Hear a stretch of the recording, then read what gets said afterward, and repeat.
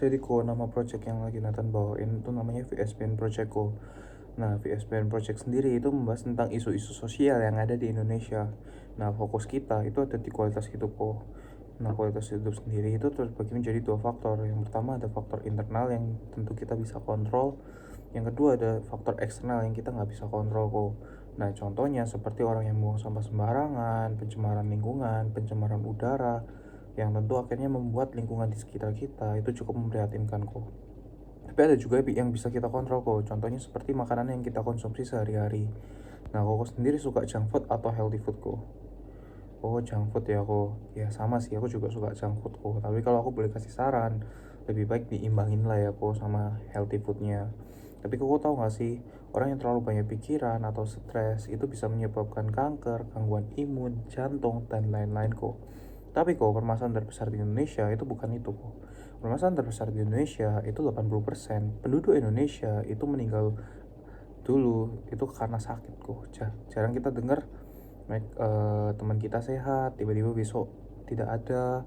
Kita lebih sering mendengar kayak sakit dulu masuk rumah sakit baru meninggal kok. Mungkin kalau aku bisa kasih satu contoh kok, di dalam satu keluarga itu ada 5 orang. 4 dari 5 orang ini itu terancam terkena sakit dulu sebelum meninggal dunia. Rata-rata biasanya mereka terkena penyakit seperti stroke, jantung, ginjal, kanker. Nah, menurut Koko dari 4 penyakit ini mana yang paling bahaya kok? Kanker ya kok. Ya. Emang Koko mungkin ada kenalan atau saudara, kerabat, teman yang pernah kena kanker kok? Oh, temen ya kok. Itu kena kanker apa kok? Oh, kanker hati. Iya, iya, iya. Tahu-tahu kok. Nah, itu emang di tahun berapa kok kalau boleh tahu kenanya? Oh ya, lumayan lama lah ya kok. Ya aku setuju sih kok, emang kanker bahaya, tapi tentu semua ini berbahaya kok.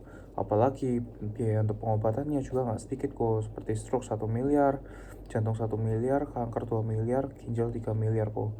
Tapi ini masih biaya yang kelihatan kok. Nah, ada juga biaya yang nggak kelihatan, seperti mungkin kalau aku bisa kasih contoh itu seperti bongkahan batu es ini kok. Koko mungkin tahu film Titanic ya. Nah, dia kan tenggelam karena menabrak bongkahan batu es yang atas ini kok. Nah, dia nabrak karena mungkin mikirnya kecil kok, tapi kita nggak pernah tahu yang di bawah ternyata bongkahan es batu ini besar. Sama kok, mungkin kita bisa bilang bongkahan batu es di atas ini seperti biaya rumah sakit yang cuma 200 juta, 1 miliar, itu aku bisa bayar. Aku ada uangnya. Tapi kan kembali lagi itu masih biaya yang kelihatan kok. Nah, biaya yang nggak kelihatan maksudnya apa? Nah, kita misal kalau terkena kanker nih kok, kan otomatis ingin melakukan pengobatan yang terbaik lah ya kok. Nah, pengobatan yang terbaik biasanya di luar negeri kok.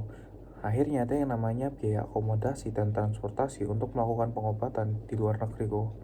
Dengan kita melakukan pengobatan di luar negeri, otomatis pekerjaan kita, bisnis kita, itu kita tinggal kok. Dan pasti otomatis menghambat income kita lah ya kok. Belum lagi kepercayaan pelanggan dan pemasok, itu bagaimana kok. Belum lagi nanti pusing mikirin masa depan karir ini gimana. Belum lagi mungkin nanti bayar cicilan rumah, mobil, biaya anak, kartu kredit, dan lain-lain. Dan itu semua total kerugiannya kok 5 kali dari biaya pengobatan. Nah, inti sharing aku hari ini kok, aku ada satu analogi sepasang suami istri, mereka bekerja. Nah, mereka bekerja itu untuk mendapatkan yang namanya income. Nah, income ini mereka pakai untuk biaya hidup seperti beli rumah, mobil, dan lain-lain. Dan mereka juga menyisihkan kok untuk yang namanya tabungan. Nah, tabungan sendiri itu terdiri dari 3. Ada tabungan masa depan anak, tabungan dana darurat, dan yang terakhir tabungan di masa tua. Nah, menurut Koko nih, dari 3 ini mana yang paling penting ya? Udah pasti penting semua kok. Dan untuk mengumpulkan ini semua itu membutuhkan waktu bertahun-tahun. Nah, aku mungkin langsung masuk di satu contoh kok. Let's say Bapak A umur 35 tahun itu tidak merokok kok. Nah, Bapak A ini punya uang kok. Uangnya dia tabung di bank. Nah, di tahun pertama Bapak A nabung 3 juta per bulan. Di tahun kedua Bapak A juga nabung 3 juta per bulan. Tahun ketiga Bapak A juga nabung 3 juta per bulan kok. Di tahun keempat tiba-tiba Bapak A terkena penyakit kanker kok dan keluarlah bill sebesar 1 M. Menurut kok 1 M ini bisa di cover nggak sama bank? Ya nggak bisa kok. Akhirnya solusinya apa kok? Solusinya mau nggak mau jual mobil, jual rumah, jual aset yang kita punya. Tapi kalau ditanya masa rela sih kok, ya nggak rela lah ya kok. Atau mungkin solusi lainnya mungkin minta pinjaman ke saudara, kerabat. Tapi kok zaman sekarang pinjam uang 1 juta 2 juta aja itu bisa membuat hubungan retak. Apalagi pinjam 1 M kok. Atau mungkin solusi terakhirnya minta sumbangan di kitabisa.com. Tapi menurutku masih belum jadi solusi kok. Karena untuk mengumpulkan dana 1 M ini ya pasti udah membutuhkan waktu bertahun-tahun. Nah, Bapak A ini udah terkena kanker, disuruh nunggu bertahun-tahun ya keburu meninggal lah ya kok. Jadi kok, nabung di bank itu masih belum menjadi solusi kok. Nah, mungkin let's say Bapak A punya opsi kedua kok. Bapak A nabung di bank plus beli asuransi kesehatan. Nah, sama kok case-nya. Di tahun pertama sampai ketiga, Bapak A nabung 3 juta per bulan. Di tahun keempat, terkena penyakit kanker dan keluar bill sebesar 1 miliar. Nah, menurut Koko, asuransi kesehatan yang dia beli itu bisa mengcover nggak biaya 1 miliar ini kok? Belum tentu kok, tergantung dia ambil yang apa. Karena asuransi kesehatan sendiri itu terbagi menjadi dua. Yang pertama ada yang namanya inner limit. Nah, contohnya mungkin seperti ini kok. Ini keluar bill rumah sakit kok itu sebesar 1,9 M. Biaya yang disetujui oleh pihak asuransi itu cuma 7% kok. Atau kurang lebih harus nombok lagi 1,7 miliar. Ya kita kan beli asuransi kesehatan itu untuk mengcover kesehatan kita. Kita udah bayar berbulan-bulan tapi kok masih nombok. Nah, ini asuransi yang kurang bagus kok. Tapi ada juga yang bagus kok, namanya sesuai tagihan atau on bill. Nah, misal nih kok keluar bill rumah sakit, itu contohnya seperti sebesar 1,2 miliar. Biaya yang disetujui oleh pihak asuransi itu hampir 100% disetujui kok, di cover. Nah, ini asuransi yang bagus kok. Nah, Koko sendiri itu pakai asuransi nggak? Oh, pakai ya kok. Pakai di mana kok? Pakai di hijau. Udah berapa lama kok kalau boleh tahu ikutnya? Ya lumayan lama lah ya kok. Terus itu ikutnya di temen atau saudara kok? Saudara. Premi per bulannya berapa kok? Oh ya lumayan ya kok. Ya berarti kok bagus lah udah open minded sama insurance. Karena nggak semua orang kok itu open minded kok. Ya aku izin lanjut ya kok. Tapi buat Nathan kok, nabung di bank plus beli asuransi kesehatan itu masih belum menjadi solusi kok. Karena kok kembali lagi, orang yang udah terkena kanker, dia bisa kerja nggak kok? Kerja 9 to 5, kerja produktif, ya udah pasti nggak bisa kok. Otomatis income-nya juga pasti berhenti kok, terhambat. Nah mau nggak mau kok, dia itu hidup dari yang namanya saving atau tabungan. Nah tabungan kan lama-lama juga bisa habis kok, ada limitnya.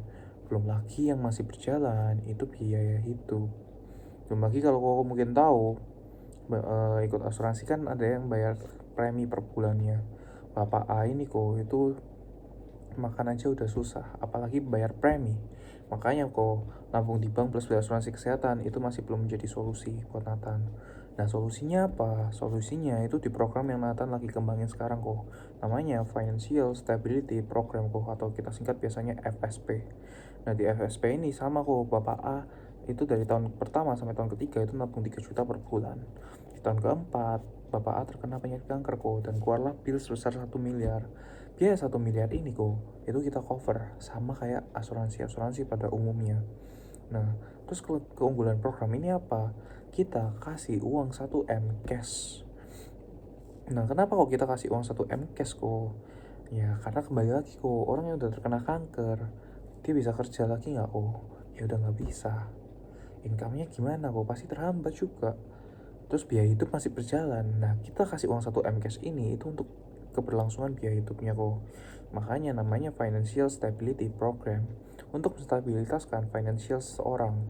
Jadi uang 1 M ini itu untuk keberlangsungan hidup seperti bayar cicilan rumah, cicilan mobil, dan lain-lain kok. Dan mungkin kalau koko tahu di asuransi-asuransi lainnya mungkin ada yang namanya bayar premi per bulannya. Nah, kalau di FSP ini kok di bulan-bulan berikutnya itu nggak usah bayar premi sampai kapan? Sampai usia 65 tahun, dan itu dijamin kok. Karena buat apa kok kita kasih uang 1 M cash nih kok. Tapi kalau bulan-bulan berikutnya kita minta kayak, kok jangan lupa yang bayar premi lagi, ya kan sama aja kita minta 1 M cash ini cara pelan-pelan ya kok. Ya kita nggak mau kok, kita bener-bener fokus ke financials orang itu kok. Nah, let's say nih kok, Bapak A udah melakukan pengobatan 1 tahun, 2 tahun, kayak tiba-tiba Tuhan manggil lah, meninggal dunia kok, terjadi komplikasi. Kita kasih uang 1 M cash lagi kok. Ini untuk anak, untuk istri, untuk warga yang ditinggalkan kok.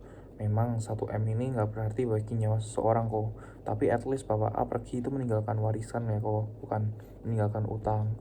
Atau let's say deh kok, Tuhan kasih kesempatan kedua, Bapak A ini sembuh, sel kankernya itu hilang. Nah, bisa kerja lagi nih kok. Tapi waktu pulang kerja kok, tiba-tiba kecelakaan. Nah, kita bakal kasih uang 1 M cash lagi kok. Dan kita bakal kasih yang namanya kartu sakti. Nah, kartu sakti ini kok, itu untuk biaya rawat inap di seluruh rumah sakit Asia dengan fasilitas one bed VIP class, dan itu on bill dan cashless kok. Nah, jadi menurut Koko dari 3 penjelasan yang Nathan jelasin, mana yang paling bagus? Yang pertama nabung di bank, yang kedua nabung di bank plus asuransi kesehatan, yang ketiga di FSP kok.